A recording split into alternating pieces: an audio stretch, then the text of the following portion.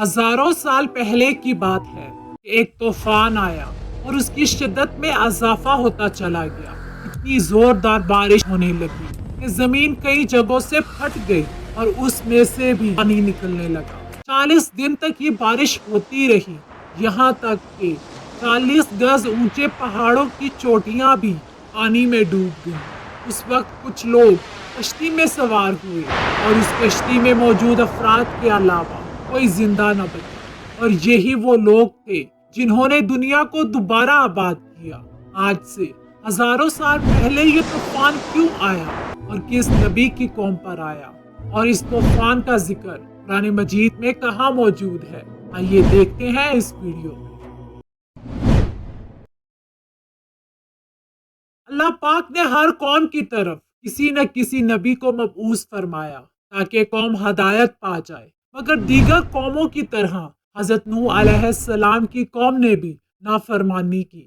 حضرت نوح علیہ السلام 9.5 برس تک اپنی قوم کو خدا کا پیغام سناتے رہے، مگر ان کی بدنصیب قوم ایمان نہیں لائی، بلکہ طرح طرح سے آپ کی تحقیر و تذلیل کرتے رہی اور قسم قسم کی اذیتوں اور تکلیفوں سے آپ کو ستاتی رہی، یہاں تک کہ کئی بار ان ظالموں نے آپ کو اس قدر زد و کوب کیا کہ آپ کو مردہ خیال کر کے کپڑوں میں لپیٹ کر مکان میں ڈال دیا، مگر آپ پھر مکان سے نکل کر دین کی تبلیغ فرمانے لگے۔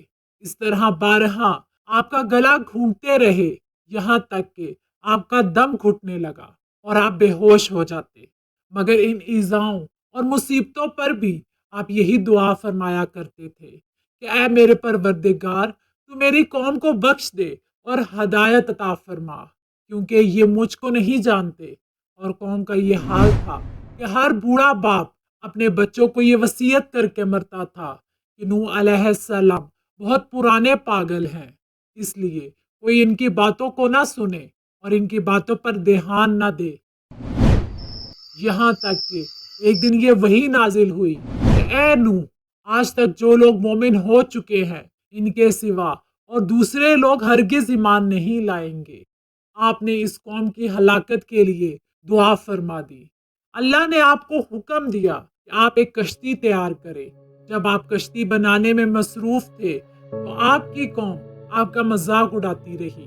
کوئی کہتا اے نوح، اب تم بڑا ہی بن گئے، حالانکہ پہلے تم کہا کرتے تھے کہ میں خدا کا نبی ہوں۔ کوئی کہتا اے نوح، اس خشک زمین میں تم کشتی کیوں بنا رہے ہو؟ کیا تمہاری عقل ماری گئی ہے؟ غرض طرح طرح کا مذاق اور بد زبانیاں اور تانا بازیاں کرتے رہتے تھے۔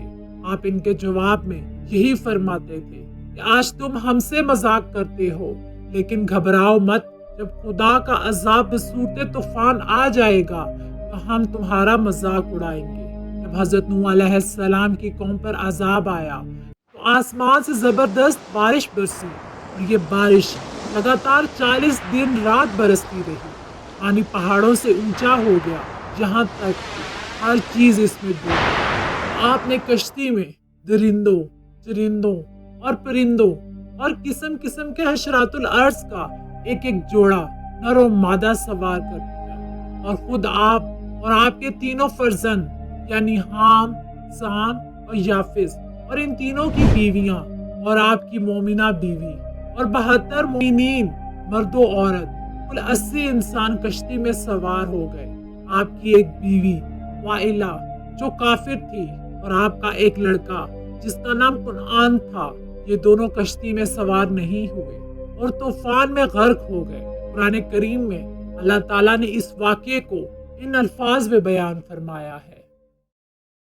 اور نوح کی طرف وحی کی گئی کہ تمہاری قوم میں جو لوگ ایمان لا چکے ہیں ان کے سوا کوئی اور ایمان نہیں لائے گا، اور جو کام یہ کر رہے ہیں ان کی وجہ سے غم نہ کھاؤ۔